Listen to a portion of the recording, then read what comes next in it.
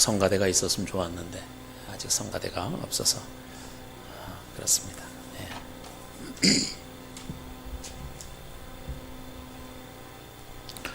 오늘 제목은 점점 흥하는 사람, 이런 제목이 되겠습니다.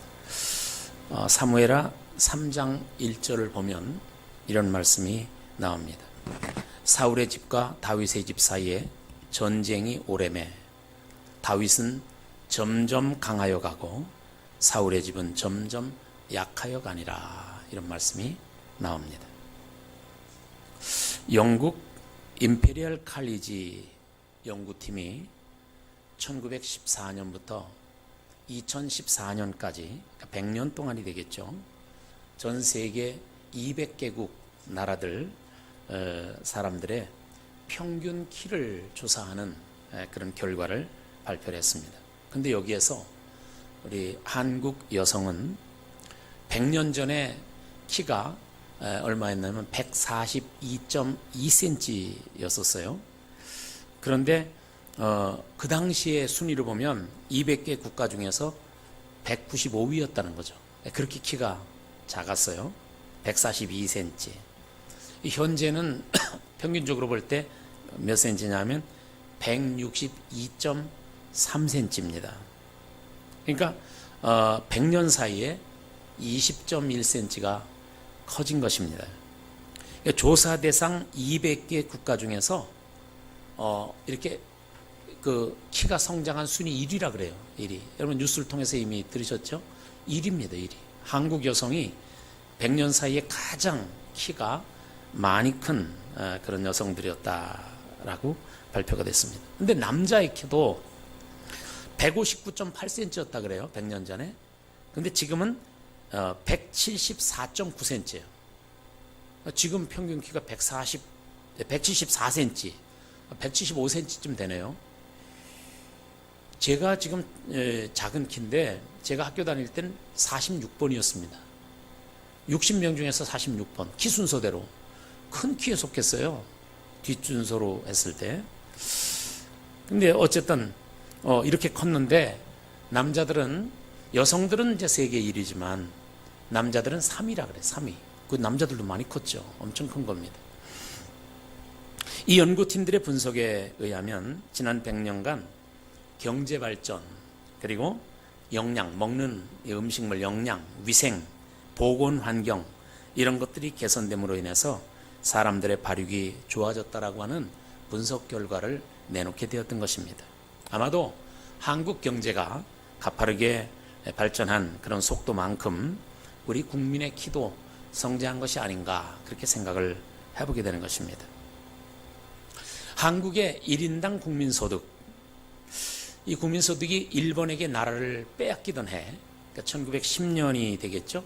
1910년에 일본에게 나라를 뺏기고 1945년에 나라를 36년 만에 찾았으니까 1910년, 그러니까 105년 전에는 우리나라 1인당 국민소득이 11달러였었습니다. 그로부터 10년이 지난 1920년도에는 20달러, 그리고 또 10년이 지난 30년대에는 1인당 소득이 99달러라 그럽니다. 그리고 1940년대에는 110달러가 되었습니다. 이후 한국전쟁이 끝나고 경제개발 5개년 계획을 실행하던 때인 1970년에는 1인당 국민소득이 1100달러가 되었습니다. 그리고 작년 2015년에는 1인당 GDP가 27,513달러로 평가가 됩니다. 이것은 세계제 27위에 해당을 하고 전체적인 경제 규모로 볼 때는 세계 11위 규모로 우리 대한민국이 성장했다는 것을 보여주고 있습니다.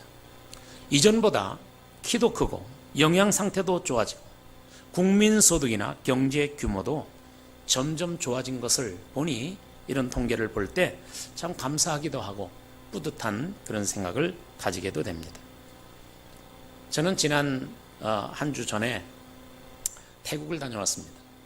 교회에서 단기 선교팀이 한 50명 태국 남부 지역을 다녀오게 되었습니다. 그곳에 갔는데 우리 한국의 한류를 실감할 수 있었어요. 우리 청년 문화팀이 문화선교팀이 그 한류 노래를 하나 준비를 했는데 그 학생들이 대학생들도 있었고 중고등학생도 있었고 심지어 초등학교 1, 2, 3학년 학생들도 있었는데 다 한결같이 그냥 그 떠나갈 듯한 환호를 하는 거예요. 이 영상만 보고도 그 한류 배우들이 나오면 아주 난리가 나는 거죠. 우리나라의 드라마가 동남아시아뿐만 아니라 중국과 일본, 태국과 베트남, 심지어는 저 이란과 사우디라고 하는 이런 폐쇄된 곳까지 감으로 인해서 폭발적인 사랑을 받는 그런 때를 우리가 살고 있습니다. 한국의 대중가요인 K-팝이라고 하는 이 노래는 전 세계 청년들과 그리고 젊은이들의 감성을 오늘날 자극을 하고 그 마음들을 공략하고 있는 것을 볼 때 놀라움보다는 간혹 어떨 땐 신기함을 느끼게 됩니다. 아, 한국의 것이 언제 이렇게 세계인들의 마음을 움직이게 되었나라는 그런 생각을 하게 되죠. 전에는 외국을 다녀오게 되면은 비행기 안에서 선물을 구입을 했습니다. 면세로. 그때 구입했던 물품들을 보면 엘리자베스 아덴 혹은 랑콤 또는 샤넬, 컴팩 이런 것들 주로 그런 것들을 사오는데 당연한 듯 사왔습니다. 뭐 3개, 3개씩 혹은 5개씩 선물 주겠다고 그런 화장품들을 사왔는데 이제는 전세가 역전이 돼서 이제는 한국 국산 화장품들이 면세 시장을 평정을 하고 있는 그런 모습을 오늘날 우리가 보게 되는 것이죠. 저는 외국에 나가면 제일 애로사항이 먹는 거였습니다. 그래서 저 같은 경우는 입이 짧기 때문에 이렇게 외국 음식이 좀채로 입에 잘 안 맞았어요. 그래서 그냥 어떨 때는 반찬을 싸가지고 가고 깻잎을 싸가지고 가고 그렇게 했었습니다만은 요즘엔 뭐 전 세계 어느 곳에 가든지 한국 음식점이 웬만하면 다 있어요. 뿐만 아니라 외국인들도 한국 음식의 맛을 이제 알고 느끼고 한국 음식점들을 찾고 있는 것을 보게 되죠. 아, 이게 세계인들의 입맛을 건드리고 있구나 그런 생각을 해봅니다. 한국 음식의 특징은 맵습니다. 그리고 짭니다. 그리고 된장이나 마늘 냄새 같은 좀 사람들의 거부감 가는 냄새들을 풍기게 됩니다. 그래서 이런 것들로 인해서 외면을 받았습니다. 미국 같은데 어느 한 집에 한국 사람이 들어가서 된장찌개에 청국장을 끓이면 동네가 난리가 나는 거죠. 그래가지고 막 딴 데로 이사 가라고 막 그런 때도 있었지만 오늘날 보면 한국 음식점들이 가보면은 외국 사람들이 보글보글 끓는 그런 현상들을 보게 되는 것입니다. 김치 맛을 한번 본 사람들은 한국에 와서 김치 맛을 한 1, 2년 살아서 본 사람들은 환장을 하는 거죠. 이 김치 때문에 환장하는 거죠. 우리 제 동생이 애틀란타에 살고 있습니다. 미국에. 근데 이제 애틀란타도 가고 뉴욕과 이 워싱턴 이쪽 지역을 한번 작년에도 돌아봤는데요. 뉴욕과 LA 그리고 시카고, 워싱턴 등지에 가보면요. 한국식 프랜차이저, 다시 말하면 파리바게뜨, 뚜레쥬르, 설빙 이런 것들이 들어와 있습니다. 그런데 그 매장마다 들어가 보면 인산인해를 이룹니다. 근데 그게 한국 사람들이 아니에요. 한국 사람들도 물론 있지만 그 백인들 그리고 흑인들 이 미국 사람들이 그 가게들에 들어와서 꽉 차 있는 그런 모습을 보게 되는 거죠. 점점 잘 되고 흥하는 한국인을 보면서 신나는 이유가 뭘까? 그런 생각도 한번 해보게 됐습니다. 나라를 보면 이전보다 점점 흥하는 나라가 있는가 하면 날이 갈수록 점점 쇠하는 나라들도 있습니다. 예를 들면 브라질이나 아르헨티나와 같이 정말 잘 살던 나라들입니다. 이런 나라들은 그럼에도 불구하고 오늘날 형편없이 전락한 이런 나라들도 있습니다. 우리는 성경 속에서 수많은 신앙의 사람들을 만나게 되는데 그들 중에 보면 점점 흥하는 사람들이 있는가 하면 점점 쇠하여 역사의 뒤안길로 사라지는 사람들도 만나게 되는 것입니다. 오늘 본문에 나오는 다윗이라고 하는 인물은 베들레헴이라고 하는 작은 동네에서 태어난 8형제 중에 막내였습니다. 그의 직업은 어려서부터 목동이었습니다. 그러나 하나님을 잘 공경하던 소년이었습니다. 일찍이 사무엘 선지자에게 발탁이 되어져서 기름 부음을 받아서 세월이 흐르면 장래에 이스라엘의 왕이 될 것이라고 하는 예약을 받아놓은 상태였었습니다. 그러나 지금은 사울이 이스라엘의 왕이었죠. 다윗은 그 존재조차도 알려지지 않은 상태였습니다. 그런데 어느 날 블레셋과 전쟁을 하고 있는, 그래서 전쟁터에 부름을 받아 형들이 가서 지금 싸우고 있어요. 그래서 그 안부를 묻기 위해서 우연히 다윗이 그 전쟁터에 갔다가 희한한 광경을 하나 목격하게 됩니다. 적장 중에서 골리앗이라고 이름하는 거인 장수를 목격하게 되었던 것입니다.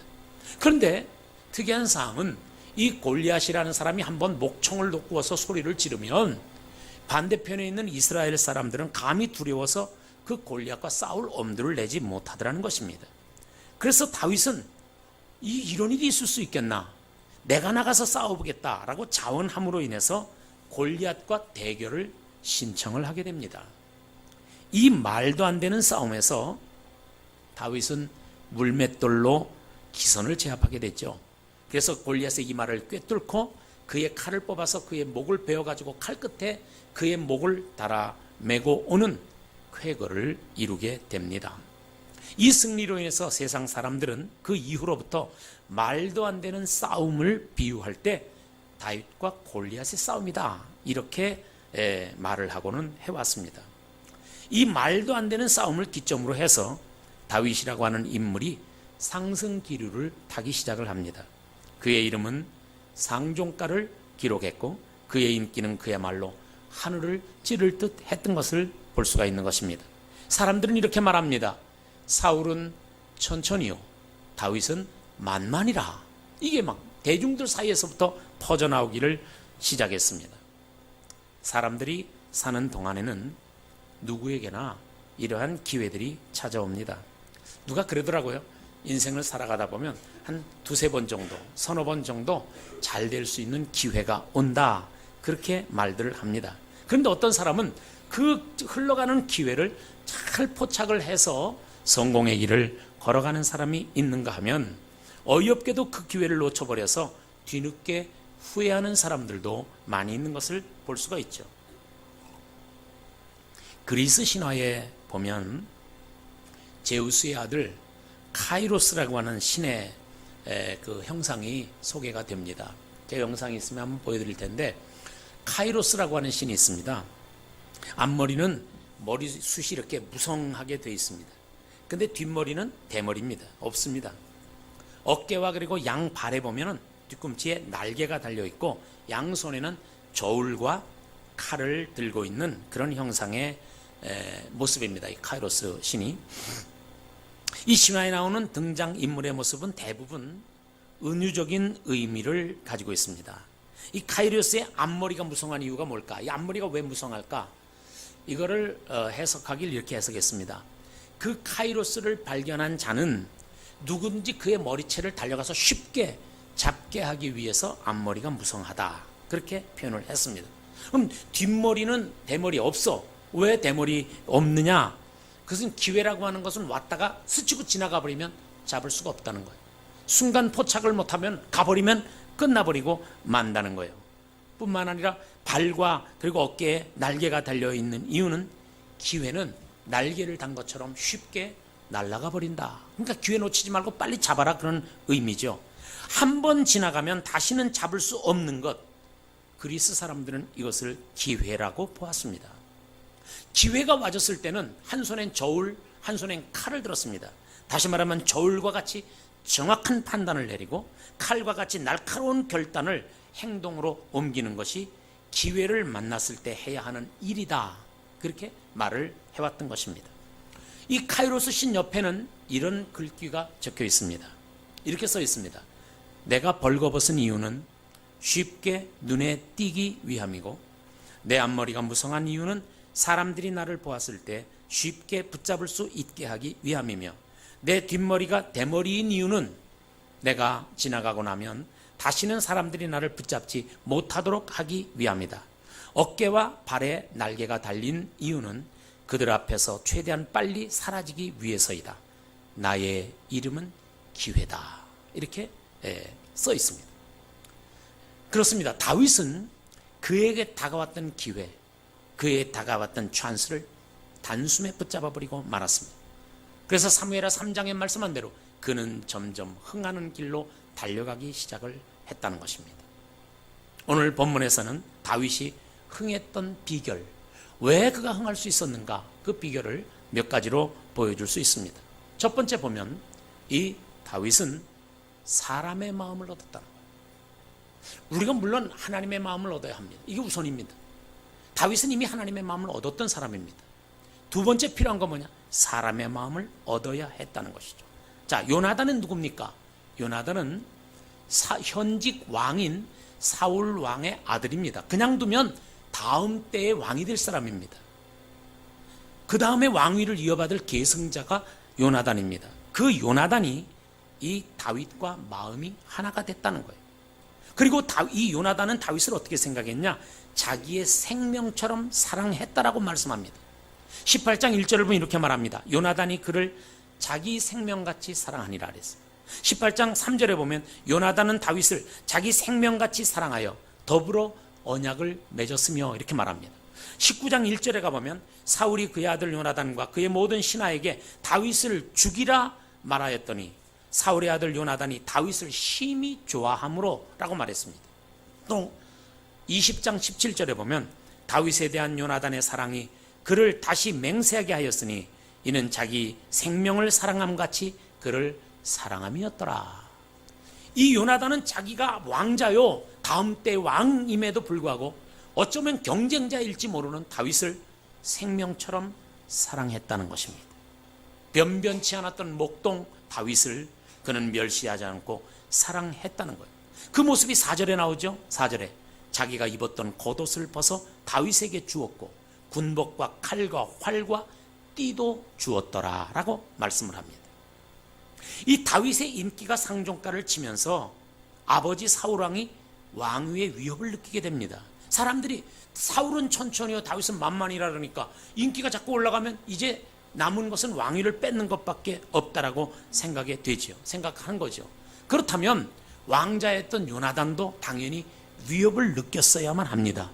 그럼에도 불구하고 요나단은 다윗을 생명처럼 사랑했다는 거예요. 사람이 살면서 돈도 벌고 또 지위가 견고해지고 강력한 리더십을 가지는 것도 중요한 일입니다. 그러나 사람의 마음을 얻는 것은 가장 중요한 일 중에 하나인 것입니다. 미국은 이제 11월 달에 대통령 선거를 치릅니다. 그 대통령 선거를 위해서 양당, 민주당과 공화당에서는 각각 후보들을 선출을 했습니다. 자, 공화당은 전통적으로 보수 정당이죠. 이 공화당은 트럼프라고 하는 후보를 뽑아놨습니다. 트럼프는 후보가 되자 이런 말을 했습니다. 전 세계 미국의 동맹국들 중에서 미국의 협상에 제대로 응하지 않거나 비협조적인 나라가 있다면 미군을 철수하겠다. 이런 공언을 했습니다. 다시 말하면 독일이나 일본이나 한국 이런 나라들과 군비 협상을 해서 돈 많이 안 내놓으면 미군을 빼가겠다라고 하는 이런 공약을 하며 겁을 주었습니다. 그런데 민주당의 후보였던 힐러리는 이 똑같은 말을 어떻게 표현을 했느냐 이렇게 말했습니다. 지구상의 동맹국들과 손을 잡고 함께 갈 때 미국은 더욱 강한 나라가 될 수 있다고 말을 했습니다. 그렇다면 누가 동맹국들의 마음을 얻을 것이라고 생각됩니까? 힐러리가 얻을 것 같습니까? 트럼프가 얻을 것 같습니까? 입을 열어 말을 하지 않아도 한국이라든지 일본이라든지 이해관계가 있는 나라들은 너도 나도 민주당의 힐러리의 당선을 기원하게 될 것입니다. 왜? 이 힐러리는 사람들과 동맹국들의 마음을 얻는 법을 알고 있었기 때문에 그렇습니다.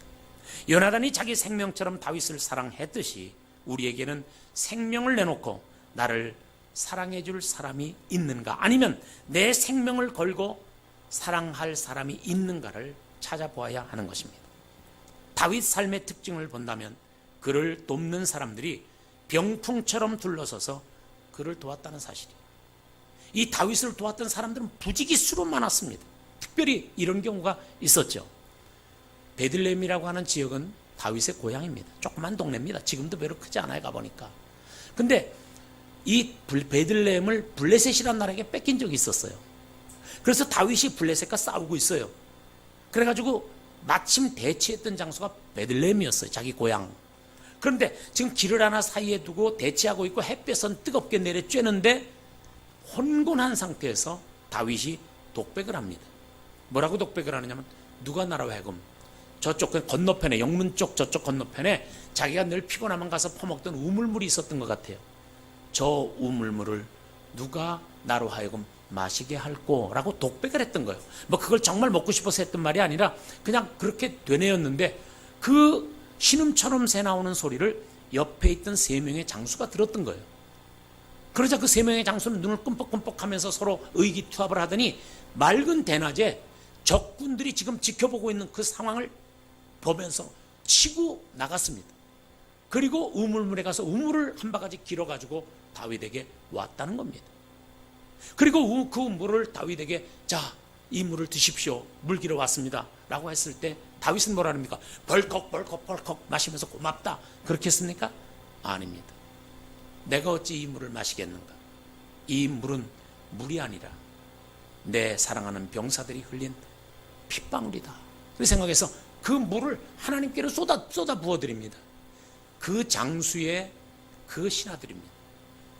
부어드립니다. 내가 어찌 이 물을 마시겠는가? 그래서 부어드리면서 그 장수들의 자기를 향한 충성을 확인을 하죠. 이로 인해서 이 전쟁은 대승을 거두게 됩니다. 다윗은 이런 사람이었어요.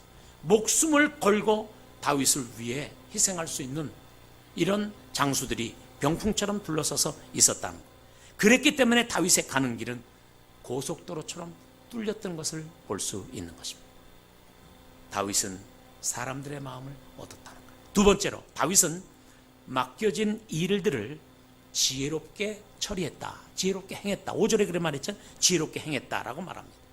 고린도전서 12장에 보면요. 성령의 은사들이 소개가 되고 있습니다. 9가지 은사가 소개되는데 그 중에 특별히 비슷한 은사가 있습니다. 하나는 지혜의 은사, 하나는 지식의 은사. 이 두 가지가 나옵니다. 여러분, 지혜의 은사와 지식의 은사 중에 만약에 한 가지를 선택하라면 여러분 어떤 은사를 선택하겠습니까? 지혜? 지식? 어떤 은사를 선택하세요? 한번 손 들어볼까요? 지식, 지혜. 아, 지혜가 많으시군요. 역시 여러분들은 지혜롭습니다. 왜냐하면 여러분 지혜는 선천적인 경우가 많습니다. 물론 솔로몬이 후천적인 지혜를 받았어요. 그렇지만 대부분 보면요, 지혜로운 사람은 선천적으로 지혜롭습니다. 그런데 지식이라고 하는 것은 선천적인 것보다는 후천적으로 얻는 습득해서 생기는 겁니다. 책을 많이 본다든지 많이 경험을 한다든지 그렇게 해서 지식이 생겨지는 것이죠. 그러니까 지혜가 천성적이라면 지식은 노력에 의해서 습득할 수 있는 것이 지식이라고 하는 거예요. 그 사람들은 지식을 위해서 공부를 합니다. 어떨 때 석사가 되고 어떨 때 박사가 되고 공부를 하는 것이죠. 물론 지혜가 지식을 겸비하면 찬란하게 빛납니다. 그렇죠? 지혜로운 사람이 지식까지 겸비하면 이건 더 말할 나위가 없어요. 대단히 귀한 겁니다. 그런데 지혜만 가지고도 섬광처럼 빛날 때가 있다는 거예요. 그러니까 우리는 하나님 앞에 기도할 때 지혜로운 사람이 되도록 기도해야 될 줄로 믿습니다.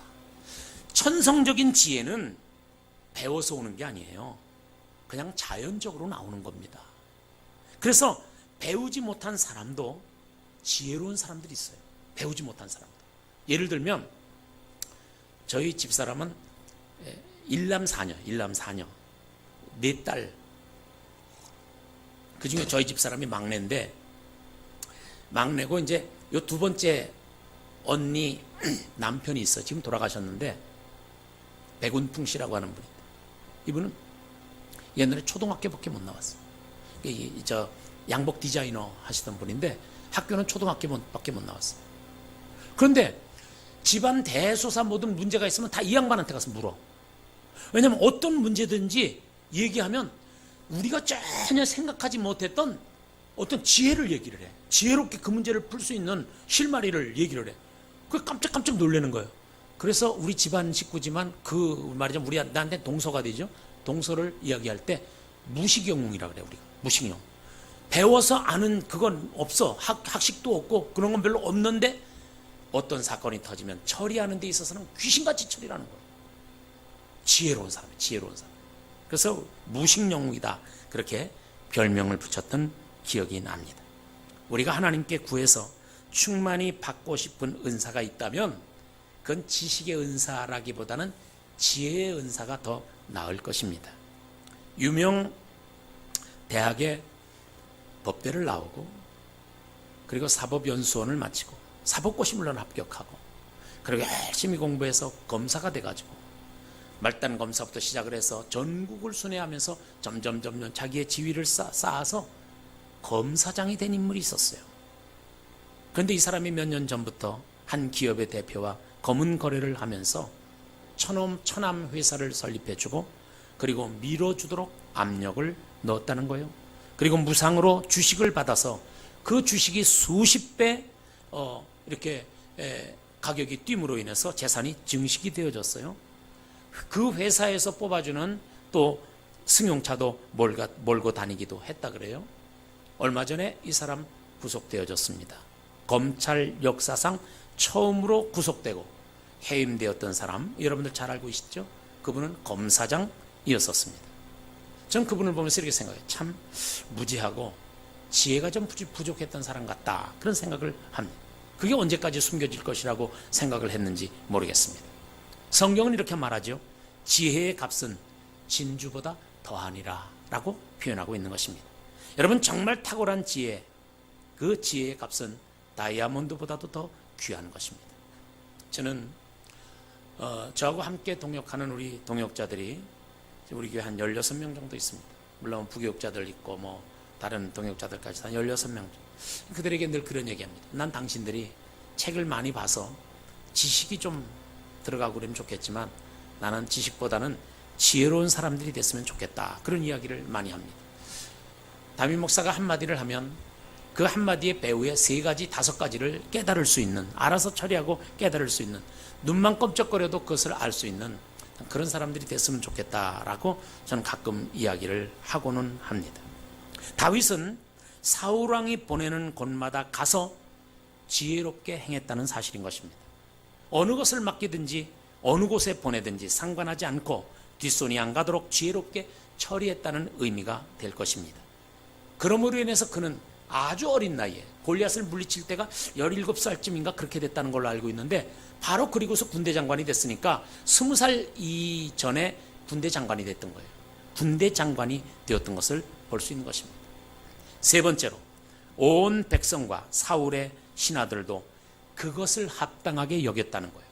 5절에 그렇게 말하죠. 그것을 합당하게 여겼더라. 부부가 50년을 살아왔는데도 지독하게 맞지 않는 부부가 있습니다.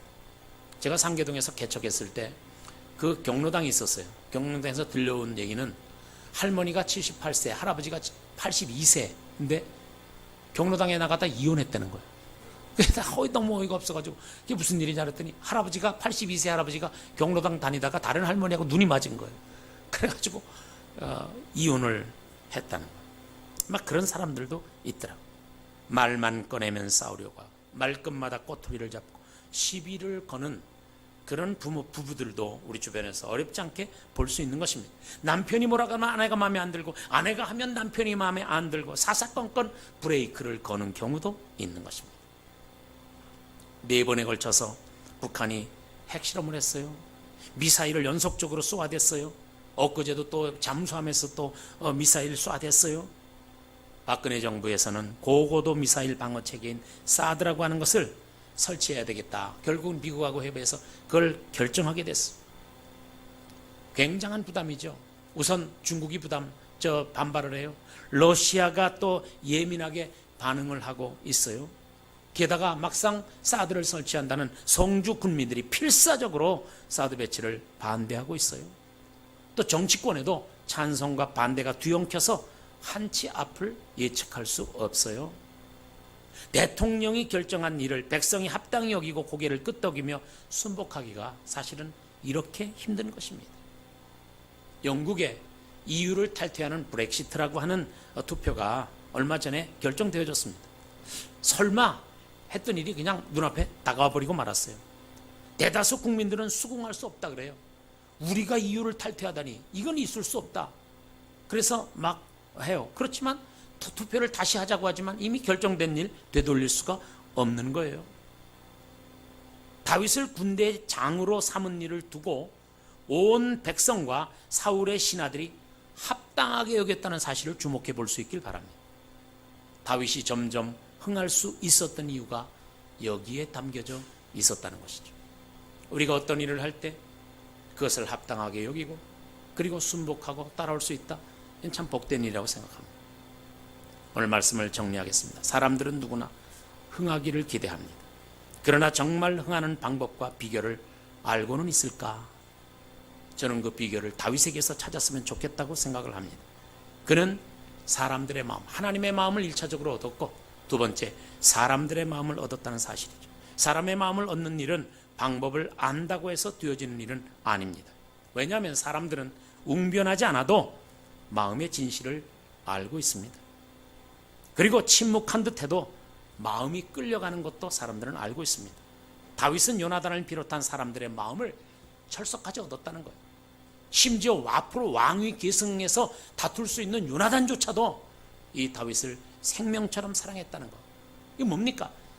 사람의 마음을 100% 얻었던 것을 의미하는 것입니다. 뿐만 아니라 그는 어떤 일이 주어지든지 지혜롭게 처리했다는 사실입니다. 지혜의 반대는 미련스러움일 것입니다. 그리고 모든 주변 사람들이 그의 잘 되는 것을 합당하게 여겼다는 사실을 기억해야 합니다. 다윗은 흥할 수밖에 없는 사람이었습니다. 흥할 수 있는 외적 비결과 하나님을 향한 순수한 신앙과 열정이 그를 형통한 삶으로 인도했던 것이죠. 여러분들이 주어진 삶의 터전에서 사업이 되었던 자녀들이 되었던 여러분들의 인생길이 되었던 어떤 의미로든지 점점 흥하기를 위해서 기도하고 있습니까? 그렇다면 다윗의 이력서를 다시 한번 주의 깊게 살펴보면서 다윗의 길로 나아갈 수 있게 되기를 축원해 드리겠습니다. 할렐루야. 하나님의 은혜가 충만하게 임하시기 바랍니다. 기도합니다. 은혜로우신 하나님 감사합니다. 연약한 종이지만 하나님의 말씀을 통해서 오늘도 피차에 은혜 받게 하심을 감사하고 전해진 말씀이 생명력이 있어서 살아 활동하게 하시고 심령과 골수를 찔러 쪼개는 말씀이 되어 우리 하나님 앞에 참으로 신실하게 서는 성도들 되도록 은혜를 베풀어 주옵소서. 예수님 이름으로 기도 올리옵나이다. 아멘.